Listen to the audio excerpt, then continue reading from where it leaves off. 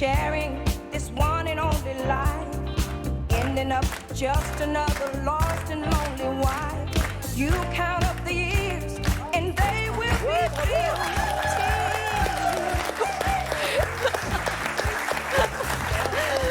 Oh là là, vous vous êtes fait pousser. Oui, c'est passé un truc en coulisses, et le public est choqué, non? Vous n'êtes pas choqué? Je me suis fait pousser par Lisa. Mais elle trouvait que j'allais pas assez vite, là. 5, 4, 3, 2, 1. À fin de saison, hein. Ouais, on voit que là, on est en fin de saison. Non, mais là, elle a lâché les chiens, quoi. Tout fou. Non, ça va pas la tête. Bonjour quand même, hein. Je veux dire, malgré cette ambiance vraiment délétère dans Bel et Bien Ensemble. Mais il se trouve que malgré ça, on est très heureux de vous retrouver. C'est-à-dire que c'est quand même un truc de dingue, quoi. Très, très heureux parce que c'est notre pause bien-être. Comme chaque matin, il y a Sarah, Stan, il y a notre docteur préféré, Adrien Chaboch. Et non pas Adrien, les deux, là. Non, parce qu'on va quand même le outer. Sarah et Stan, à quel moment vous allez arrêter d'appeler le docteur Chaboch Adrien? Mais maintenant, on l'appelle docteur Chaboch Docteur comme Chaboch, ça. j'ai fait une rechute, c'est pas de ma faute. Voilà. Il a l'habitude, mais enfin quand même. Alors, avant de commencer, je voudrais qu'on immortalise ce moment. Prêt? Ok, cool. On appelle Adrien ou pas? Docteur, Tu m'as pas appelé par mon prénom? C'est long. J'ai une crampe. J'ai l'impression que Oui, tu faisais oui. une petite bouche d'influenceuse, là, non? oui, oui. Attends, parce que moi, généralement, quand on fait une photo comme ça, il faut que je la refasse 10 fois pour être sûre que j'ai le bon... Bah, on la refait. Non, je plaisante, bien sûr. Est-ce que vous savez que chaque année, ce sont plus de 1800 milliards, mais je ne savais pas jamais prononcer 1800 milliards, ça vient pas, 1800 milliards de photos qui sont prises dans le monde. Donc rien qu'en France, chacun en prend en moyenne 3 par jour. Je pense que nous, on explose avec Sarah. Évidemment. Mais on a un vlog, donc c'est normal. Donc on fait des selfies, évidemment. Ça, voilà. On fait des couchers de soleil, on prend des repas entre amis. Et nos smartphones sont devenus de véritables archives du quotidien. Alors pourquoi est-ce qu'on ressent ce besoin de tout immortaliser? Pourquoi certaines images prennent une valeur si particulière à nos yeux? Parce que une photo, c'est pas qu'une image, elle capture une émotion, elle capture une présence, un instant de vie. Alors aujourd'hui, on va se demander pourquoi les photos tiennent une telle place dans nos vies. Est-ce que toutes ces images racontent de notre rapport au temps, à la mémoire et à nous-mêmes? Et celle qui nous a donné envie de faire ce dossier du jour, c'est elle, Clélia Odette, jeune photographe qui sublime les femmes de plus de 50 ans à travers des portraits aussi beaux que touchants. Sarah, j'ai l'impression que cette thématique vous parle tout particulièrement, car vous vous auto-immortalisez. C'est ça, bonne impression, Agathe. Oui, tout de suite. Non, mais en fait, en tant qu'ancienne gloire déchue de la chanson, vous allez me comprendre.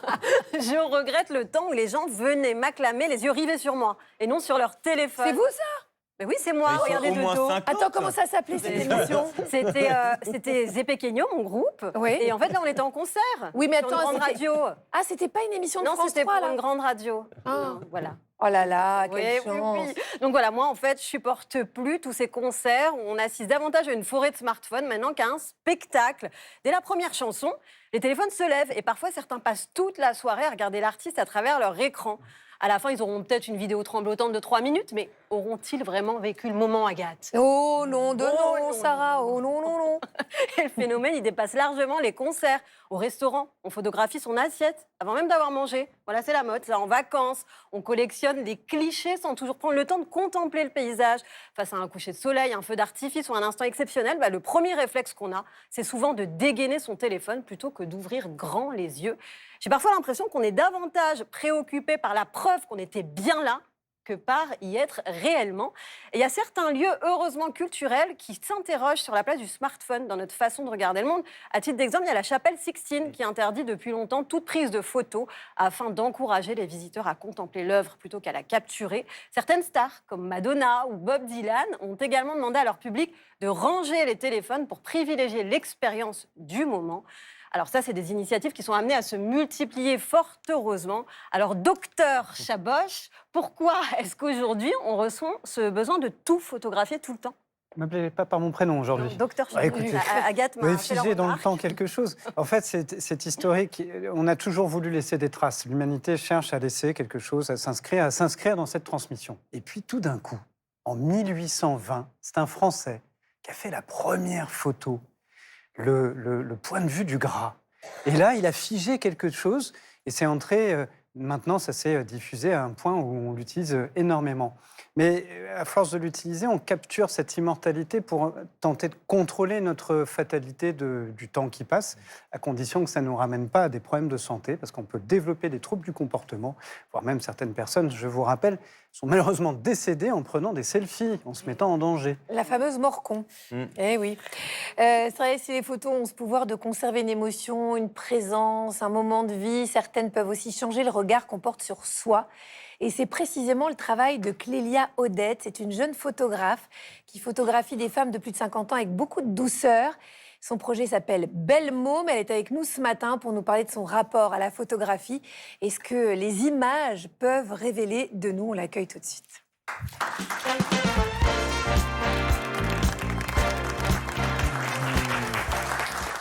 Bonjour Clélia Odette. Bonjour. Merci d'être avec nous ce matin. On est très heureux de vous recevoir. Clélia, je le disais, vous photographiez des femmes depuis 4 ans maintenant. Et quand vous regardez une femme à travers votre objectif, qu'est-ce que vous cherchez à révéler d'elle qu'on ne voit pas forcément au premier regard, ou en tout cas qu'elle ne voit pas au premier regard? Alors moi, il faut savoir que je viens de la photographie documentaire. Et du coup, on essaye de vraiment capturer la personne qui elle est vraiment. Et c'est pour ça que je demande de ne pas trop sourire. C'est pour ça qu'on parle énormément avant les séances photos, pour vraiment apprendre à se connaître. Moi, je parle aussi beaucoup de moi, et du coup, il y a une confiance qui s'installe. Et voilà, et c'est ce qui fait que j'arrive à avoir des portraits où on voit vraiment la personne et pas ce qu'on peut imaginer projeter sur elle. Quand vous dites que vous leur dites de ne pas sourire, c'est parce que vous voulez vraiment l'émotion brute, vous voulez pas d'artifice, vous voulez pas qu'elle se fasse belle, c'est quoi l'idée? Oui, c'est montrer le naturel, à quoi on ressemble vraiment. Je pense qu'on a tellement l'habitude, comme tout à l'heure, d'avoir ces regards de selfie ou des poses qu'on peut prendre. Et encore une fois, dans le documentaire, ce qui est important, c'est vraiment d'être au plus proche du naturel.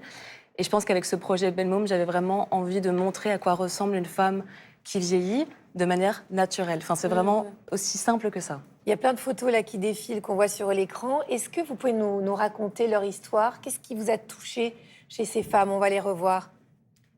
Cette merveilleuse modèle, là, par exemple, cette photo qui est absolument magnifique. Merci. Oui, alors cette femme, c'est un projet anonyme, donc je ne dis pas forcément les noms.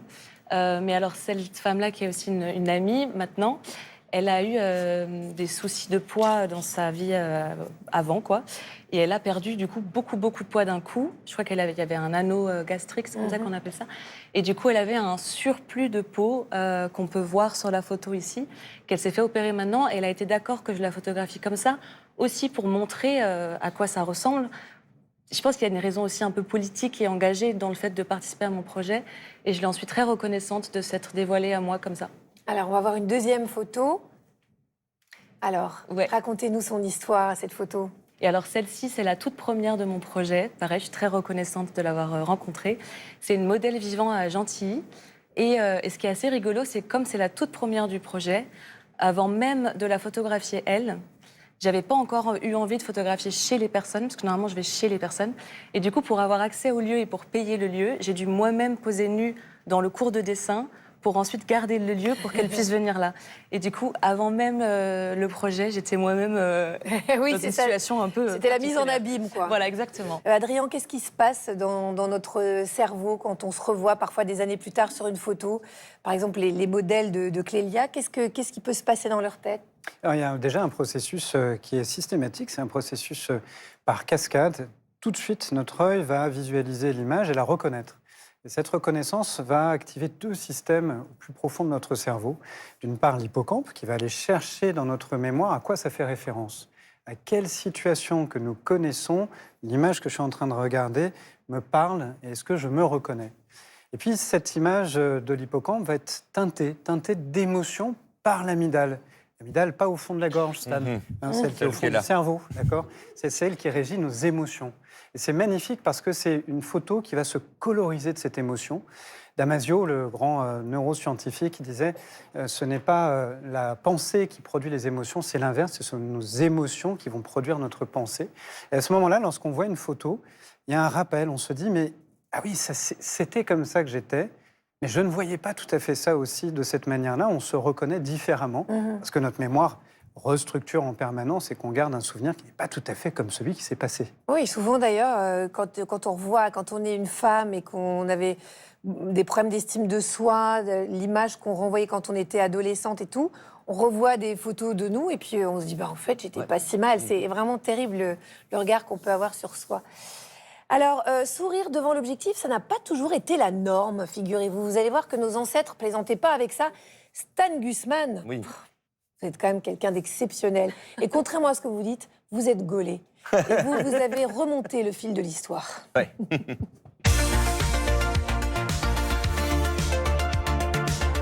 Avant nous, Agathe, en fait, c'est marrant, les gens faisaient tous la gueule sur les photos. Regardez les vieux clichés argentiques de famille. Pas un sourire. On dirait qu'ils attendent le verdict d'une cour d'assises. Est-ce que ça veut dire pour autant que personne ne s'amusait avant 1950 ? Oh que non. Nos arrière-grands-parents avaient le sens de la fête. Ils faisaient des blagues de tonton bien potage, s'envoyaient en l'air sur la table du salon et guinchaient au bal musette sur du Yvette Horner. On se marrait. Et pourtant, dès qu'on sortait l'objectif, visage fermé, regard austère et bras croisés, on est loin du Wistiti, le petit oiseau va sortir. C'était plutôt du genre « Alali, on va tous mourir ». Mais alors, pourquoi ?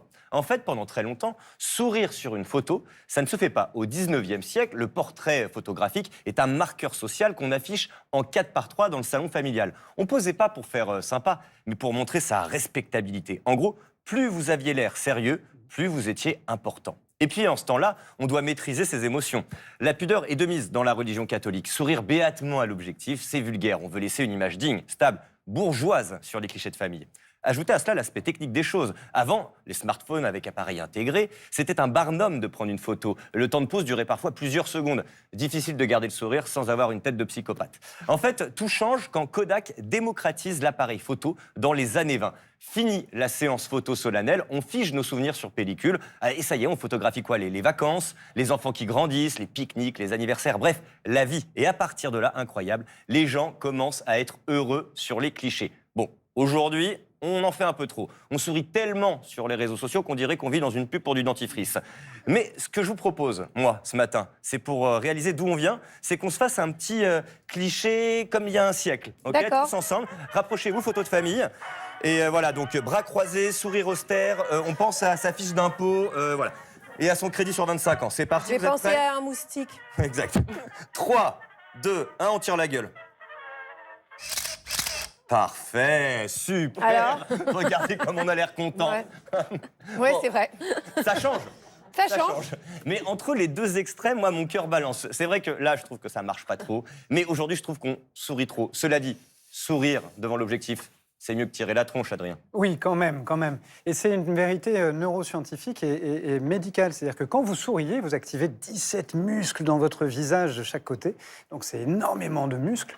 Et l'activation de ces muscles, qu'est-ce que ça produit ? La sécrétion d'hormones, du bonheur, de la sérotonine, de la dopamine. Ça nous récompense.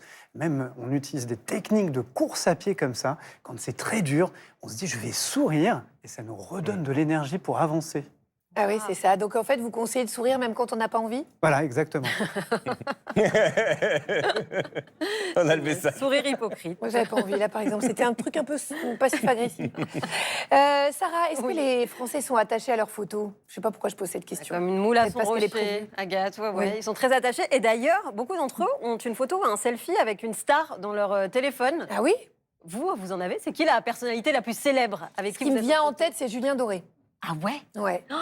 La chance. En plus, genre, Ah oui, collé, joue ouais, collé. collé serré. Bon, ben, on va En fouiller. pelle. Non, pas du tout. Si, si, on le sait bien, Agathe. On va fouiller dans le téléphone des En Français. galoche.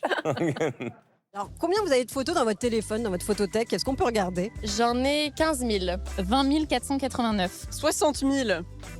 Et oui, Vous avez majoritairement des photos de qui, de quoi ? C'est surtout des photos de vacances. Je pense que c'est les paysages. des photos de moments forts avec des amis. Est-ce que vous trouvez que les femmes sont plus attachées aux photos que les hommes ? Ah oui, complètement. Enfin, en tout cas, c'est elles qui prennent les photos. Sur les téléphones, enfin, les appareils photos de mes copines, ça déborde de photos. Et par contre, quand c'est leurs copains qui les prennent en photo, c'est la photo, soit elle est nulle, soit ça va pas. Les femmes, c'est toujours les personnes qui pensent à prendre les photos. D'ailleurs, bien souvent, on n'est pas sur les photos, c'est nous qui les prenons et qui sommes derrière l'objectif. Avec quelle personnalité avez-vous rêvé d'être en photo, vous ? Jules, enfin, je peux y aller, je peux dire Jules ? Ouais. Bon, Jules a un peu dégusté, hein. Mais bon. Agathe Le Caron, forcément. Eh bien, prière exaucée et en plus, vous êtes en co-animation sur une émission, vous deux. Incroyable. Ça a l'air vachement fun cette émission, j'aimerais bien qu'elle voit le jour. Hein. Agathe, qu'est-ce que t'en dis? Allez, on signe, hein. On signe. On la prend. Bah ouais. Vous nous cachez des choses, Agathe. Bah oui, je suis comme ça. Alors Adrien, on l'a entendu dans le micro-trottoir, c'est souvent les femmes qui pensent à sortir leur téléphone, prendre des photos des enfants, des anniversaires, des vacances. Pourquoi on a ce rôle de gardienne des souvenirs?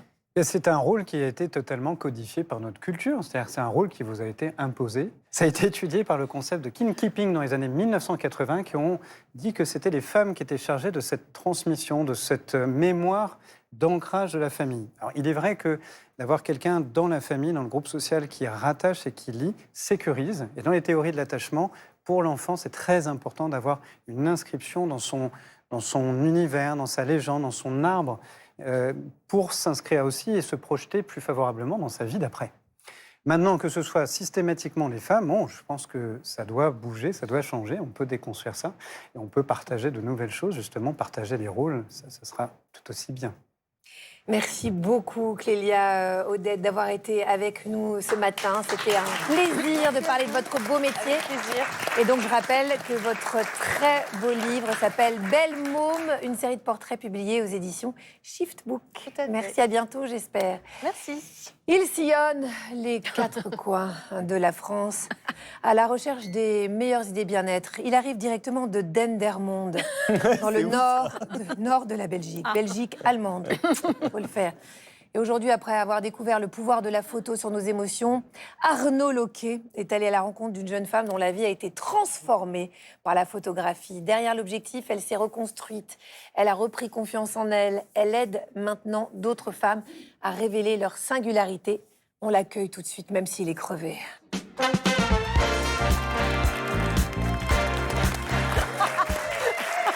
Ouais. Alors, par rapport au début de l'émission, Lisa m'a poussé aussi pour entrer. C'est vrai, qu'est-ce qu'elle a? Si elle a besoin d'une main courante. On fera un petit plan peut-être sur Lisa là prochainement pour qu'on voit la personne incriminée. Parce que regardez, on lui donnerait le bon Dieu sans confession. Ouais. On va la voir bientôt. Regardez, attendez. On va la voir. Regardez, la voilà. Lisa. Ouais, c'est elle qui nous maltraite. Ouais, c'est elle qui nous maltraite avec son petit top là, Angélique. Bon, allez. Les masques tombent. Les masques sont tombés. Donc je suis surpris que vous connaissiez le bled d'où je viens. Dendermonde. Nord de la Belgique. Il y a peu de gens qui le connaissent. J'ai joué au théâtre, figurez-vous, là, c'est une vraie histoire. Les gens s'en souviennent. Il y avait 4 personnes puisqu'il n'y avait pas de francophones, donc c'était un peu compliqué. Enchaînez, je vous en supplie. Allez, j'y vais. Alors, moi, perso, j'adore prendre les photos. Et je me suis rendu compte que ça faisait beaucoup de bien à beaucoup de personnes. Alors, non seulement pour immortaliser un souvenir, mais il y a vraiment des personnes pour qui c'est une manière de se reconstruire. Vous l'avez dit juste avant. Et là, je vais vous raconter une très jolie histoire. Celle d'une fille qui, à 19 ans, c'est Lucie Coste, elle se retrouve sans logement pendant plusieurs mois. Vous imaginez bien que c'est une période qui était compliquée pour elle, surtout qu'elle avait vraiment le sentiment d'être invisible aux yeux de tout le monde. Donc elle a gardé du courage en elle et en fait, elle a trouvé un refuge qui était assez inattendu, c'était la photographie. Et elle s'est rendue compte que derrière l'objectif, elle a développé son imaginaire, elle a créé des univers absolument extraordinaires et au fur et à mesure, elle a commencé à retrouver confiance en elle. Et aujourd'hui, et ça, je trouve ça magnifique, elle a ouvert à Paris un studio photo et quelque part, elle renvoie l'ascenseur parce qu'à son tour, elle permet à des femmes de se voir autrement et à leur tour de reprendre confiance en elles et de révéler leur singularité. Et c'est Pauline, notre reporter, qui a eu la chance d'aller la rencontrer.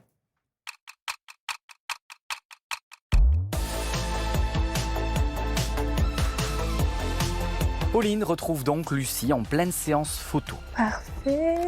Aujourd'hui, Corinne, 64 ans, s'est offert un moment rien que pour elle, un moment privilégié pour se redécouvrir, porter un nouveau regard sur son image et reprendre confiance en elle. Baisse un peu le visage. Regarde-moi. Parfait. La main un peu plus comme ça. Voilà, t'as tout compris. Super. On bouge plus. Le plus important pour moi, c'est qu'elles se sentent belles, qu'elles se sentent fortes, qu'elles puissent à la fois être vulnérables si elles en ont envie, puissantes. Elles peuvent être absolument tout ce qu'elles veulent et c'est justement ça l'objectif. Mon rôle, c'est simplement de les accompagner vers ça. Baisse un peu le visage. Regarde-moi. Super. Et maintenant, relève un peu. On trouve un peu la bouche. Lève un peu le visage.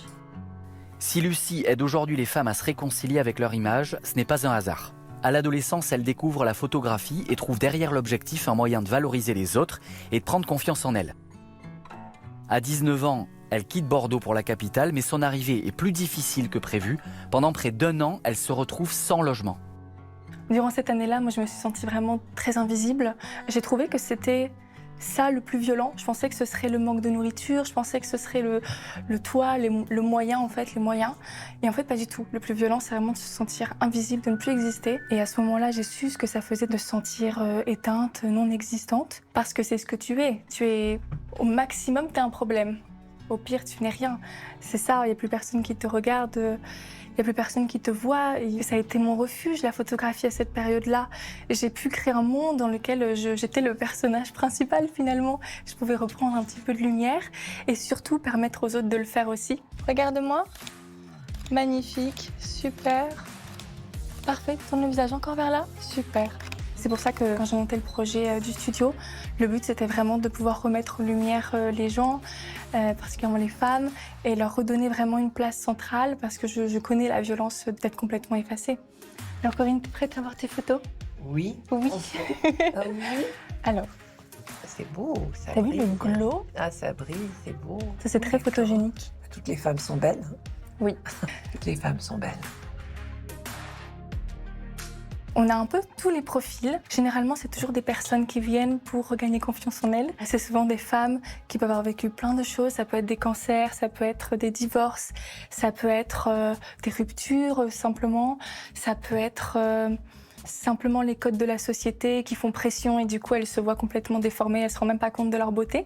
Et elles viennent ici pour se voir à travers les yeux de quelqu'un d'autre l'espace de 2 heures, quoi. Souvent, ce qu'elles nous disent, c'est « Depuis que j'ai fait l'expérience de shooting photo, j'ai changé des choses dans ma vie, j'ai osé plus de choses, je me vois différemment, je suis moins dure avec moi. » Donc ça a vraiment des...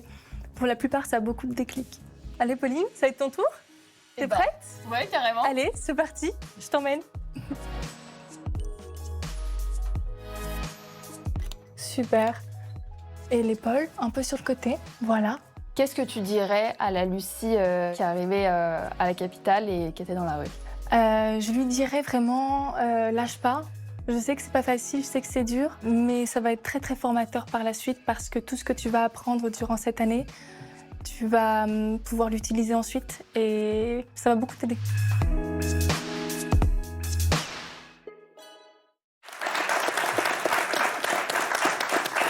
Donc on le répète depuis ce matin, une photo, ça permet évidemment de conserver un souvenir, de faire revivre une émotion ou de cristalliser les gens qu'on aime et qu'on adore. Mais elle peut aussi, et là on l'a vu dans le sujet, changer le regard qu'on porte sur soi. Et je pense que c'est ça le plus important. L'histoire Lucie, ça nous rappelle une chose, c'est que l'image, je vais enfoncer une porte ouverte, c'est pas juste une image. Derrière un portrait, il y a souvent une rencontre, une reconstruction et même, dans ce cas-là, un nouveau départ. Moi, ça, j'adore les histoires de photos comme ça. Adrien, pourquoi est-ce qu'on est Par contre, on est souvent hyper sévère avec nous-mêmes sur un cliché. On se supporte pas en photo. Et pourquoi on a cette détestation de nous en image? À chaque fois qu'on montre une photo à quelqu'un, elle me dit « je suis horrible ». Je vous rassure, c'est un mécanisme très curieux mais naturel que nous avons. En fait, on va repérer tout de suite ce qui n'est pas habituel. En fait, quand on se regarde, la plupart du temps, on est face à un miroir. Et face à un miroir, déjà, on a la symétrie droite-gauche. Puis tout d'un coup, quelqu'un prend une photo. Ça nous vole un moment qu'on ne contrôle pas, qu'on n'a pas maîtrisé. Alors, sauf si effectivement on fait 18 000 fois le selfie pour le répéter, pour obtenir l'image parfaite. Et si c'est une photo un peu spontanée, ce qui va apparaître à notre regard, c'est ce qu'on ne voit pas d'habitude, c'est-à-dire tous nos petits défauts, et non pas en fait la spontanéité de notre visage. Et notre cerveau n'est pas très bien fait pour ça, mais c'est aussi ce qui fait la beauté et le charme, c'est qu'on se voit vraiment sous d'autres angles que nous ne connaissons pas de nous-mêmes. Bravo Arnaud. Merci. Stan, Oui, vous avez enquêté sur l'histoire du selfie. Où j'ai est-ce fait que vous ça, trouvez oui. le temps? C'est dingue. Ah, c'est en 1 minute. Ah oui, c'est en 1 minute. Ah, très bien, alors j'y vais. Avant l'arrivée des smartphones, c'était pas simple de s'admirer. Les miroirs coûtaient cher et les portraitistes étaient réservés aux notables. En fait, l'invention de la photo a permis à tout le monde de se regarder le nombril. Et ça n'a pas traîné, le selfie. Dès 1839, un certain Cornelius Robert ne résiste pas au plaisir narcissique de poser devant l'objectif. Il retire le bouchon de son appareil et court faire une duck face. Le selfie est né 2 siècles plus tard. Ce sont 93 millions de selfies qui sont pris chaque jour dans le monde. Mais alors pourquoi sommes-nous tous devenus narcissiques? Eh bien parce que notre cerveau adore les informations qui parlent de nous. Ça active les circuits de la récompense. En clair, notre cerveau trouve que tout ce qui touche à notre propre existence est absolument passionnant. L'autre avantage du selfie, Adrien en parlait, c'est qu'il nous permet de contrôler notre image et de montrer la meilleure version de nous-mêmes. Celle où nous sommes bronzés, détendus, drôles, bref, celle qui maximise nos chances d'être acceptés par le groupe, parce que derrière chaque like, il y a ce vieux réflexe archaïque. Hélas, il arrive que cette mégalomanie prenne le dessus sur notre instinct de survie. On pense à cet Indien mort d'avoir fait un selfie avec un ours qui l'a mordu, ou à cette influenceuse qui a chuté mortellement après avoir voulu prendre une photo au bord d'une falaise. Oui, 2000 ans après Narcisse, certains continuent de risquer leur peau pour contempler leur reflet. C'est pas loin. Allez. C'est de plus en plus parfait. J'ai pas les mots. Merci Stan Gusman. Puisqu'on parle de selfies, autant apprendre à les réussir, quitte à les faire, non? Alors Arnaud, vous qui êtes souvent derrière la caméra, parce qu'il faut savoir qu'Arnaud est un grand réalisateur, et ça, là, pour le coup, je suis au premier degré. Vous allez aider ce matin, vous allez nous aider ce matin à améliorer nos photos dans votre Happy Therapy.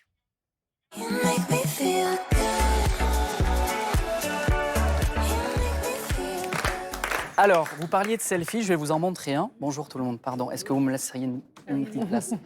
Regardez ce selfie. Je pense que c'est obligé que vous l'ayez vu. On est aux Oscars en 2014. C'est évidemment, la photo, elle peut être que belle puisque c'est Bradley Cooper qui la prend. Il tend le bras et là, il y a un truc de dingue qui est en train de se passer. C'est-à-dire qu'il y a Hélène DeGeneres aussi, je pense que vous la connaissez, qui se glisse à côté de lui. Et là, c'est un défilé hollywoodien. Il y a Jennifer Lawrence, Meryl Streep, Brad Pitt, Julia Roberts. Ce selfie, en quelques heures, c'est-à-dire en 2 heures, il a fait 2 millions de tweets. La question d'aujourd'hui, c'est de savoir si vraiment vous savez prendre un selfie, parce qu'entre le beau selfie de Bradley Cooper et d'autres selfies qu'on peut faire avec son voisin à table un dimanche, il y a vraiment un fossé, parce que souvent, on oublie toujours un truc en arrière-plan, une poubelle qui traîne. Donc, je vais vous montrer un petit tuto pour apprendre à faire un joli selfie. Le public, est-ce que vous êtes OK? On va essayer de rentrer tous sur la photo. Là, ouais, vous n'avez pas le choix de notre côté. La première étape, c'est comme la base en photo, c'est de choisir la bonne lumière. Donc en extérieur, vous évitez de le prendre à contre-jour avec le soleil. Si vous êtes en intérieur, vous choisissez une jolie lampe à côté de vous. Vous tenez votre téléphone, ça c'est un premier secret, légèrement au-dessus des yeux. Parce que ça va éviter ce qu'on appelle la contre-plongée, c'est-à-dire de mettre le téléphone en bas et résultat, ça vous fait un glouâtre absolument énorme. Vous, surtout, vous détendez votre visage, vous choisissez, on a chacun un profil que l'on préfère, donc vous essayez de vous détendre. Et alors surtout, ça c'est un autre conseil de taille, vous ne regardez pas votre écran. Vous regardez le petit trou qui est en haut, c'est-à-dire c'est lui l'objectif. Vous le regardez parce que sinon vous aurez un regard vitreux. Et donc là, on a beaucoup de chance parce qu'on a une star sur le plateau, c'est-à-dire que vous n'oubliez pas l'arrière-plan. C'est-à-dire que nous, quand on va prendre notre photo de public, on aura la chance d'avoir Agathe et toute l'équipe à table. Et ça, c'est assez génial. Donc, c'est pour ça que surtout, vous surveillez l'arrière-plan, parce que souvent, on a toujours un fil à linge ou un truc qui traîne. Et la dernière recommandation, vous nettoyez votre objectif. Parce que souvent, vous avez des bonnes traces de doigts dessus. Ça dépend qui, ça, hein? Comment?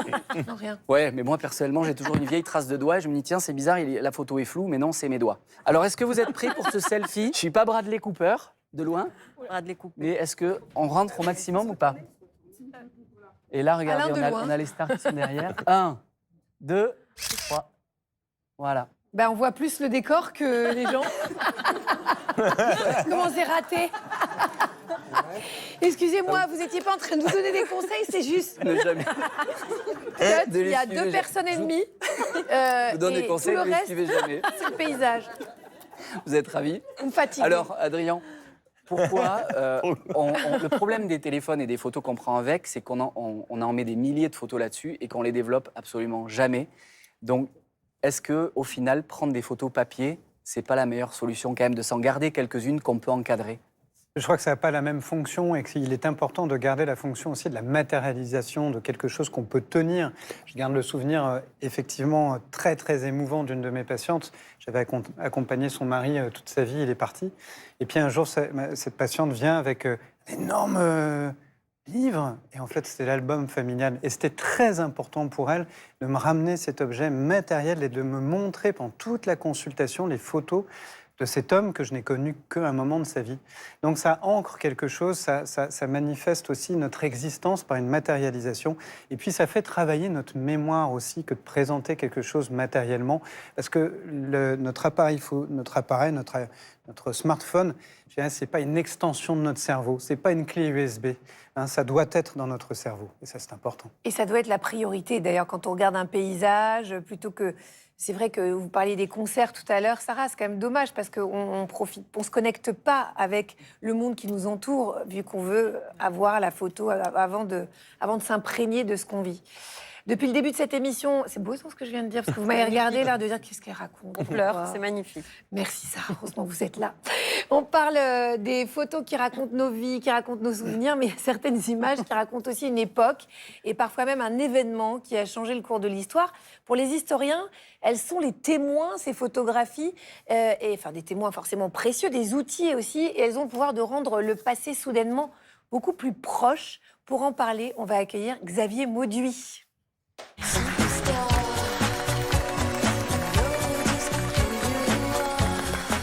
Bonjour Xavier Mauduit, merci. Bonsoir. C'est toujours Bonjour, un bonheur Agathe. de vous avoir sur ce Mais vous savez, plateau. personne ne m'a poussé pour venir. Moi, j'arrive en courant parce qu'on est très bien dans votre émission. Ça me fait plaisir. Non, j'ai remarqué que vous étiez bien traité, vous, contrairement à certaines personnes. Alors, je rappelle que vous êtes historien et journaliste. On vous retrouve dans le cours de l'histoire sur France Culture ou encore dans 28 minutes sur Arte. En tant qu'historien, quel regard vous portez, vous, sur la photographie? Est-ce qu'une photo peut vraiment en apprendre plus à un historien qu'un livre ou qu'un document écrit? C'est très important ce que vous dites là, parce que la photographie, avant tout, c'est un document pour l'historien, pour l'historienne. C'est-à-dire qu'une photo révèle plein de choses. Et Arnaud évoquait l'arrière-plan. Voilà, pour explorer l'arrière-plan, ici, on va trouver plein d'éléments. Et puis, ces photographies nous donnent les illustrations dont nous avons besoin quand nous parlons du passé. C'est ce qui nous manque, souvent, les images, parce qu'au moment d'évoquer un nom, si l'image n'est pas associée, il manque quelque chose. Si je dis Napoléon ou le général de Gaulle, il y a une image qui vient en tête tout de suite. Si je dis Louis XII, c'est déjà un peu plus difficile. Donc, ces photographies-là, elles ont quelque chose de très fort parce qu'elles offrent un document qui correspond à un moyen technique qui nous laisse espérer que nous sommes le plus près possible de la réalité. C'est ça, vous êtes dans le juste. Eh oui, c'est ça. Alors, il a fallu l'inventer, la photographie, pour pouvoir raconter l'histoire. Une des premières images sur lesquelles apparaît un être humain remonte à 1838. Regardez, c'est une silhouette qui est presque fantomatique dans un Paris désert. Est-ce que vous pouvez nous parler de cette photo, Xavier? Là, nous sommes au boulevard du Temple, à Paris, donc. Nous sommes en 1838. La photographie est prise par Louis Daguerre. Alors, Louis Daguerre, c'est celui qui a vraiment popularisé la photographie, qui a été inventé un peu plus de 10 ans plus tôt, en 1826, par Nicéphore Niepce. Et Daguerre, lui, il installe son appareil et il produit des daguerréotypes, d'où son nom, ce sont des plaques de cuivre. Difficile à faire un daguerréotype, c'est long, c'est 15 minutes. Et vous vous doutez bien que sur le boulevard du Temple, à Paris, à ce moment-là, il y avait du monde et ça circulait. 15 minutes de pause pour avoir une photo nette. Et puisque tout le monde bouge, tout le monde disparaît. Les voitures, à cheval, tout disparaît, sauf un homme qui est resté. Et donc, l'hypothèse la plus probable, c'est que cet homme-là est resté fixe longtemps parce qu'il est en train de se faire cirer les bottes. Oui, c'est ça, Et il a donc, une c'est pour position ça. où il a la jambe Exactement. pliée. Et c'est pour ça. Et donc, il serait le premier homme photographié. On ne connaîtra sans doute jamais son identité, mais c'est extrêmement émouvant. La photo est datée 1838. Il y a des débats pour savoir si c'est la première ou pas, mais peu importe. Je trouve ça absolument magique que le premier humain représenté soit un inconnu. Oui, c'est extraordinaire. Il y a certaines photos qui traversent les décennies et qui deviennent d'ailleurs bien plus que de simples images. Par exemple, la jeune Afghane photographiée par Steve McCurry ou encore, je pense à cet homme, Tankman, seul face au char, sur la place Tiananmen. Qu'est-ce qui fait qu'une photo entre dans l'histoire? Elle résume un moment. Et c'est ça qui est très très fort. Par exemple, cet homme devant cette colonne de chars, place Tiananmen, nous avons ici le résumé de tout ce soulèvement de cette jeunesse chinoise, soulèvement écrasé dans le sang et surtout avec la volonté qu'il n'y ait pas d'informations qui se diffusent. C'est ça, c'est très propre en fait. C'est propre et tout est là d'un seul coup parce qu'il y a un symbole extrêmement fort. Ça touche à ce dont nous avons le plus besoin, c'est comprendre la complexité du monde et la photographie. Et c'est d'ailleurs sa complexité aussi, résume tout. Alors, le résumé, c'est une synthèse. C'est comme cette jeune fille afghane que vous avez montrée qui résume d'un seul coup toute une situation. Et puis, il y a ce lien qui est extrêmement fort. Cet individu-là, on a envie d'en savoir plus. Parce qu'il y a ça avec la photo. Ça fige un moment, c'est un cliché, mais ce cliché donne l'envie d'aller plus loin. Ce regard-là qui nous fixe, et on a envie de la connaître, de connaître son destin. De connaître le contexte de la photo. Et c'est très important. Et puis, il faut ajouter aussi l'aspect esthétique pour une telle photo. Bien sûr. Et puis alors là, on la connaît tous et toute cette photo. Elle est vraiment gravée Ce qui est extraordinaire dans votre livre qui s'appelle Notre histoire en couleur, qui a été publié il y a 7 ans, en 2019, vous avez choisi de redonner leur couleur d'origine à de nombreuses photographies historiques. Franchement, le résultat, il est saisissant. On a aperçu Baudelaire, il y a Alexandre Dumas, Marie Curie, qui tout à coup sont beaucoup plus proches de nous. Ils quittent un peu les manuels scolaires, ils deviennent des êtres humains. Comment est-ce que vous avez travaillé pour retrouver ces couleurs? Comment vous savez, par exemple, que Marie Curie, elle a les yeux bleus? Ah bah alors ça, c'est l'intérêt de lire la documentation parce que Marie Curie est décrite. Donc là, on le sait qu'elle a les yeux bleus. Donc c'est assez facile. Pour le reste, quand on ne sait pas, c'est une toute autre démarche. Et notamment, c'est de cumuler un maximum de documents en couleur, bien sûr. Donc, ce sont des tableaux, des photographies. Il en existe déjà, des cartes postales, etc. Et de tout regrouper par année. Et on va voir une couleur qui se distingue un peu. Et puis après, il faut regarder simplement les magazines de mode, savoir quelle est la matière, le tissu préféré à ce moment-là, quel est le tissu à la mode. Et puis on arrive à créer quelque chose. Et c'est vrai, vous avez raison, Agathe, de souligner que ça nous les rend proches, sachant que si ces photographes-là disposaient de la couleur en leur temps, c'était extrêmement rare. C'était très, très dur de faire une photo couleur. Donc on faisait du noir et blanc. Mais si ça avait été facile, ils l'auraient fait en couleur, bien sûr. Donc d'ailleurs, ces photographies anciennes étaient souvent colorisées. On les peignait à la main, ça donnait quelque chose tout de suite en couleur. Donc la démarche de coloriser ces photographies-là, c'est s'inscrire dans une longue histoire à la recherche de la photo couleur. Et puis c'est vraiment ça, c'est être proche de ces gens. Dans le cas de Baudelaire, par Carja, Baudelaire n'aimait pas la photographie. Il n'aimait pas être photographié et ça se voit. Oui, ça se voit tout de suite. Il n'est pas aussi sympa que ses poèmes. Alors la couleur, elle peut aussi changer notre rapport aux événements, parce qu'elle rend les scènes plus proches, parfois plus brutales, parfois plus lisibles, comme cette photo de l'accident de train de la gare Montparnasse. On était en 1895. Ça, c'est quand même une photo, pareil, qu'on connaît pour la plupart. Il y a aussi cette image qui montre les joueurs de l'équipe allemande qui effectuent le salut nazi au Parc des Princes. Ça, c'est quelque chose d'extrêmement saisissant. C'était pendant la Coupe du Monde de football en 1938.